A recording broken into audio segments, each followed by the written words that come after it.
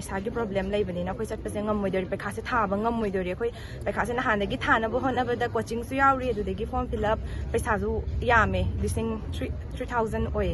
हुजिक से अखोई मंगा चंगागा उनजरु डिप्यूटी डायरेक्टर सर उनजरु बसे सर ना हाइराइसे सिसे अखोई की चटपगी फैसिलिटी से लेतबा अदगी बाय रोड की चांसेस सु लेतबनीना पॉइंट से रीजनेबल ओए अदुदना मोइगी सु मोइगी बेस्ट लेवल द होनागे नसु हाइरे सरना अदगी हुजिक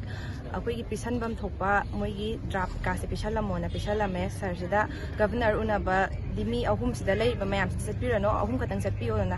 हाइरे हुजिक मोइ अहुम चटलगे ना हाइरे अदे अखोई हुजिक हाइरे से दुम सिगी टेंशन से लेबसे दुम मयाम से पाता बिरागा रीजनेबल ओइबनिना अखोइना हाइनिंगिबा पोचे ओइबनिना सरना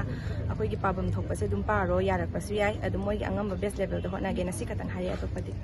हंदक एम्स की मखादा लौब CRE Common Recruitment Exam से अखोई AIIMS की अप्लाई पोस्ट खरे अप्लाई तौबसदा अखोई से तौवे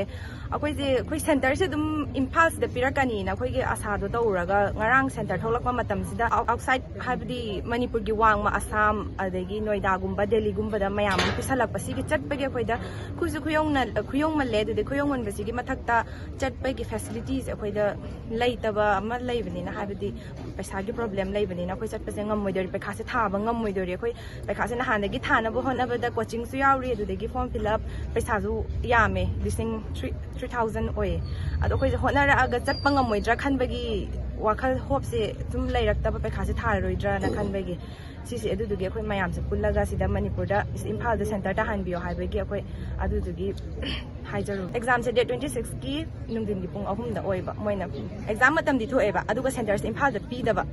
हाइबदी आसाम दा हारगसु आसाम तेजपुर द्रिबुगर अदुमाइना ओइबा अदगी नोइडा दा ताबा महाराष्ट्र दा ताबा सिलोंग कोलकाता ताबा जावे अदु मिजोराम दा ताबा नागालैंड दा ताबा मोइसे कमाइना चटकदगे हाइबसे चटतबे फिबम दा दुम लेइरे हाइबदी लेइरिबा इरांग अमसु लेइबनिना अखोइसे अदुम चटपदा अखोइदा सेफ ओइरोइद्रा हाइबदो अदुम अमसु दुम लेइबा जेट अहुम खलो हाइबा मतम दा अखोइ मणिपुर दी लोइ खल्लेबा अतोपसे अनकपदा आसाम खनबा दो खंदबा मफम हाइबदी महाराष्ट्र दा पिराइबा सिलोंग दा पिराइसे खनगिदबा मफम दा दुम पिसलकपा दुम यावेबा अखोइ तेजपुर दा तारेसे अखोइ खनगिदेबा से मोइना पिरकबा इसामकसु आसाम की तेजपुर दा तारे एदो अखोइ खनगिदेबा खनबदि सिगम